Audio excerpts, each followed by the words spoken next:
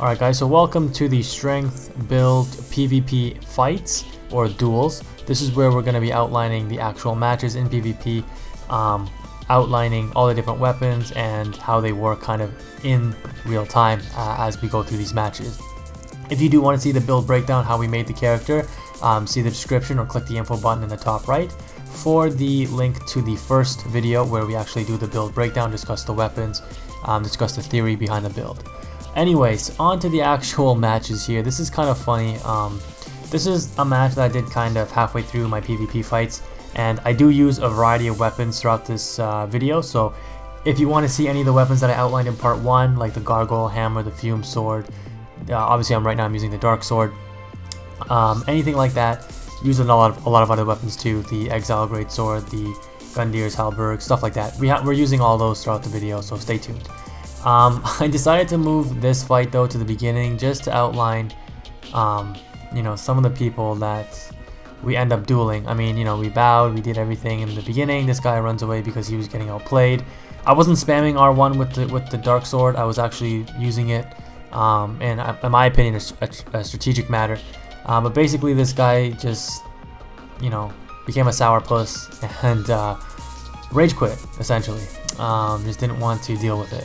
Anyways, we started off using the Fume Ultra Greatsword because, again, this is what the build essentially was made to use, right? These heavy, you know, heavy hitting, very strength heavy weapons, so to speak.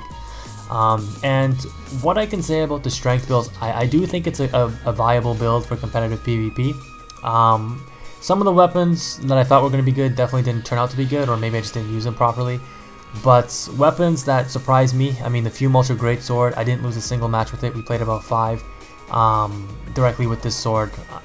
The Exile Greatsword we played about 6 or 7 with, didn't lose a single match. The Yorm Great Machete didn't lose a single match. We played 5, 6 of those matches with that.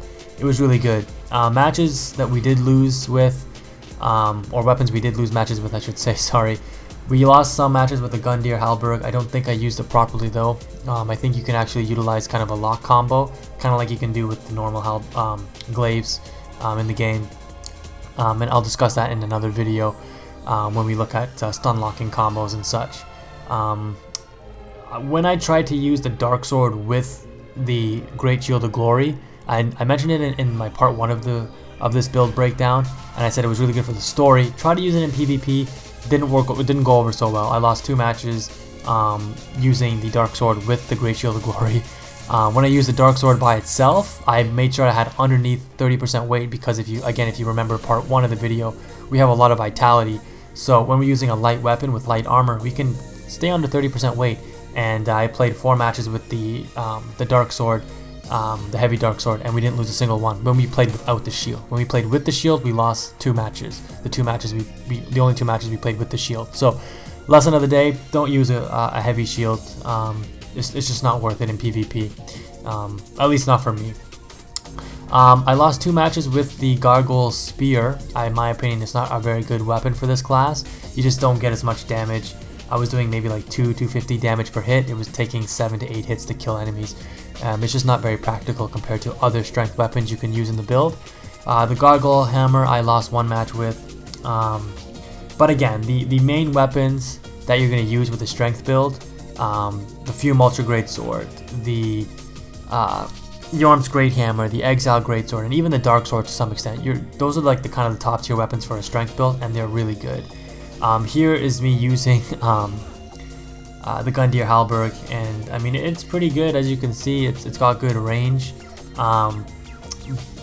but it's I don't know, like in part 1 of the video I kind of outlined that it doesn't really do a lot of damage, but it should be, you know, that should be able to be made up for with the moveset of the weapon. But as you can see here, when this enemy switched to a greatsword, or sorry, just a regular straight sword from his greatsword, he was hitting us and we weren't getting hit before. So this weapon, it loses out a lot to these faster weapons. It doesn't really do a lot of damage. If I was using another higher damage weapon, I would have killed this guy 2 or 3 hits ago. So, you know, I mean, it's nice with a strength build that you can use all these different weapons. And again, I do all this testing to let you guys know what's good or what you should be using if you want to win.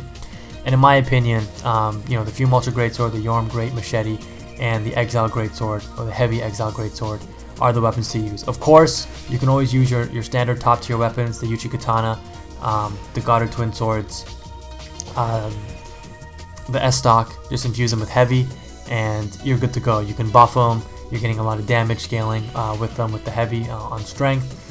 So you can always use those. But again, the whole point of making new builds and stuff is to utilize unique weapons that are classed for those builds. So in my opinion, strength is viable because you do gain access to the Fume Ultra Greatsword, and everything that I outlined in part 1 of the video holds true. It's a very high damage weapon when you buff it. It has extreme range, as you guys saw from the beginning, and it's just all around just a really heavy hitting weapon. It's going to kill enemies in 2 to 3 hits. It's just going to absolutely annihilate people. Here we're using the Yorm Great Machete, and this weapon usually will combo people for 2 hits, and it has good range. It has fairly decent movement. Here you're going to see me use the Warcry attack, I believe, on this enemy, and I think, look at this combo. We hit him twice, we hit him again. It does 956 damage with the Warcry version of the R2. Absolutely insane. Enemies don't usually expect that. If they're coming at you, you do that upward swing, you're definitely going to be comboing somebody for 2 hits. It's going to do a lot of damage, as you guys can see there, and you're most likely going to close out a match. Obviously, when people get to low health, they're going to play a little bit more cautious. It's a little hard to hit people, but again, people do make mistakes. People are human, so you're just going to wait for that little opening to close out the match. You know, when an enemy goes for an incorrect parry or something like that, it's very easy to close off matches that way. So with that said, I mean, when you use strength builds, just like when you use a quality build, for the non-special weapons, again, if you're going to use some of the top tier weapons, you're going to want to use resins on them. Pale resins, dark resins are usually the best ones, or human pine, I guess is what it's called in this game. People usually don't have a lot of magic or dark defense. They have, just naturally from leveling up endurance, they do have decent lightning defense and decent fire defense, and also most of the armor in the game gives you really good fire defense, so I wouldn't really recommend using flame weapon or the fire buff, or the fire the fire buff, sorry, or the fire resin for most weapons. But you can see here, I mean, you know, we just go to work on people. These heavy weapons, I mean, when you connect with them, and you can take hits, right? You can take hits and still get through your attacks, because again, I mentioned, and if you were paying attention in some of the videos, you may have noticed that even though I was getting hit, I was still able to come up with some of my attacks, and that is due again to the poise. I'll reiterate it again for those of you who think poise doesn't matter. And just one side note, that was a nice counter hit damage for the win right there. But for those of you who think poise doesn't matter, it does add extra hyper armor frames to your heavy weapon attacks. And no idea how that soul spear hit me. I was clearly not in the way of it, but I mean, I guess with magic you just end up having to roll through it, as you can see there. When you roll, you don't get hit, but if you're not rolling, even if you're kind of not in the vicinity of the spell, you're still going to get hit. The hitbox is just so wide on it. So keep that in mind, otherwise you're going to lose some massive health with getting hit by a soul spear.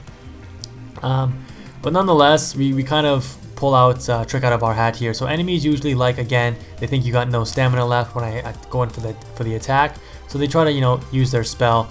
So I kind of use that to my advantage, and then I threw a knife as soon as I landed with my attack, and he rolled away because I knew he would try to do something, either attack me or use a spell, and we were able to clutch it out with the throwing knife. So having throwing knives on your quick items, very good thing to have, just to clutch out matches. You've seen a few of them where I've clutched them out. And this guy, he just spammed R2, because with the twin axes there, you can kind of just keep on spamming the special attack until you run out, basically. Unfortunately for him, we had enough defense and enough health to get through his entire swing, and we had the flash sweat active. Again, just having that extra attunement slot at 10 attunement, with starting off with the knight class, can be effective for enemies that like to use the cheap flame weapon buff, because it only costs 10 intelligence and 10 faith. But you know, starting off as a knight, you do have enough by default without even leveling up attunement or faith or intelligence or anything to use flash sweat, and it can come in clutch in those kind of situations when enemies use fire based weapons. So definitely something to consider when you are making your build. And another reason why just the knight is such a good starting class. Basically, if you're building any class other than a luck-based class, or maybe a pyromancer / hex class, the knight is the starting class for you, really. Now we switched over to the Exile Greatsword, and if you guys haven't caught on to the trend yet, I am kind of trying to use, or each weapon I'm using 3 of, and then I switch to a new weapon, so to speak. Luckily for me, I knew that that was the starting animation of either Firestorm or Chaos Storm, so I was able to back away in time. I probably could have still clutched it out by attacking him and hitting him twice, but you know, why risk it? Just back up, play it safe. We had him on the ropes. Once in a while, you summon little assholes like this who just like to, I guess, try to troll you or something. I don't know. These guys are really annoying, and I normally wouldn't have included a match like this, but I just thought I would throw it in there because it is a little funny. And it shows, I mean, if you're overly aggressive, you just got to be a little careful sometimes because you can get parried. Luckily, this guy was actually terrible. I mean, he can dodge, don't get me wrong, but he didn't know how to attack at all. That's probably why he ends up running away most of the time. Again, right there, the soul arrow just went right through me, even though it didn't even hit me. But you have to roll away from magic, otherwise you will get hit by it, apparently. That's just how the game works, I guess. Dark Souls 3 has a few little odd mechanics, and I'm going to be pointing out a few others throughout the video as well. Now, something I did notice though with this guy, and the reason I switched from my normal dark resins or my human pine resins to my pale resin, is that he was using the Crown of Dusk, or whatever the headpiece was that makes you take more damage if the enemy is using magic. And right there, we just combo for 704 damage. So because he's taking like negative magic damage, like he's taking more magic damage than I'm able to dish out thanks to that headpiece, I decided to buff with pale pine resin. And it makes a difference. I do a little bit of extra damage and can easily clutch out a match. Got caught there, you know, it happens, chasing him down enough, but great swords are kind of easy to read, so very easy to dodge. And then of course he uses up all his stamina just trying to run away from me, and then he casts his soul arrow, so we pick him off with an easy win here.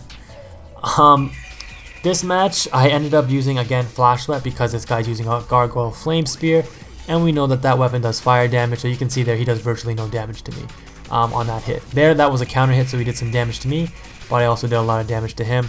And we did switch over to the Dark Sword. So I mean, these straight sword weapons, they're so cheap. The guy rolled away from me and I was still able to hit him after he rolled, and it's gonna happen again, I think. Look at that, again, I end up killing him with that. He was clearly outside the range, but I guess From Software just didn't put enough invincibility frames on the rolls in this game for the end, and as a result, at the end of the roll, you somehow still get tagged. I don't know if it's the hitbox of the sword or if it's the invincibility frames of the roll. I would normally think it is the invincibility frames, but that's the reason that it turns out that way. And right here, we can bait out the parry. I've mentioned this before, it was around in Dark Souls 2 a lot. If you notice someone's a little bit parry happy, you know, just bait out the parry, go around behind them and backstab them, very easy. And this match, I switched over to the Gargoyle Hammer. It's very unique because you can see here that I'm able to poise through multiple attacks. So he hit me with his greatsword, but I was still able to come up with my attack and deal some damage to him or combo him with the hammer. And the Gargoyle Hammer is really nice because the special attack there is very unique and it does some significant damage. You know, about 100 points per hit. Here you can see again, I get hit again, and my attacks are still coming out, and we're able to just endlessly rush the enemy down. Not really rushing down, but continually attack and poise through his attacks. And this is why poise is important. It gives you extra hyper armor on your attacks for heavy weapons. It's just, I mean, I don't know how you guys can say it's useless. It's clearly useful. And here we go up against our own weapon. The dude is using the Fume Ultra Great Sword. It buffed with Human Pine Resin, and he does some decent damage against us in the beginning. But again, just using the Gargoyle Flame Hammer, using the unique abilities to our advantage, we're able to clutch some decent stuff out here. There he got stuck in the backstab, but we were unable to capitalize. And here he tries to roll in for an attack, but the residual effect of the special attack from the hammer finishes him off. In this matchup, this was a really stupid, I got kind of lucky here. I mean, I start off strong, but again, this spear is not good. Like, if this was any other weapon, I would have had this guy beat after, you know, 3, 4, maybe 5 hits. But with the spear, we've hit him, I think, 2 times. There's the 3rd time, maybe 4th time, and he's not even at half health. So that's, I mean, that kind of sucks, and we haven't got hit yet. There you can see how much damage his weapon does compared to mine, a lot more. So that's, I think, hit number 6 or 7, and he's, you know, he's getting down to the last 20% of his health. But I think it's been around 7 hits, and we still were unable to finish him off. There we're able to hit him again, and he's able to poise through and combo us, or special attack through and combo us. And he's virtually dead. If this was any other weapon, we would have finished him off. And I'm just getting greedy. I just kind of wanted to land that special attack on him, but it just doesn't work out. I spam it way more than I should, and I almost die here for it. I think he ran out of stamina, or he thought I was dead, so he just didn't attack me. But then he tried to rush me down to finish me off, and we were able to, you know, just combo him 2 times with the spear and finish him off. It took like 9 or 10 hits to kill him. I don't even know how many. So the spear is not good. Don't use it if you're using a strength build. I don't even know why I'm bothering using it right now, but I just thought I'd use it just to just for something new. But you guys haven't seen it, me use this the gargoyle spear yet, so something unique. Anyways, the match is pretty much coming to a close. Hopefully you guys enjoyed it. Hopefully you learned something. Again, leave a like if you enjoyed the video. Subscribe to see more Dark Souls 2 content. Check out the other videos on the channel. I do a lot of Soul Level 120 builds. But again, thank you so much, guys. Love ya. Take it easy. Quantum is out.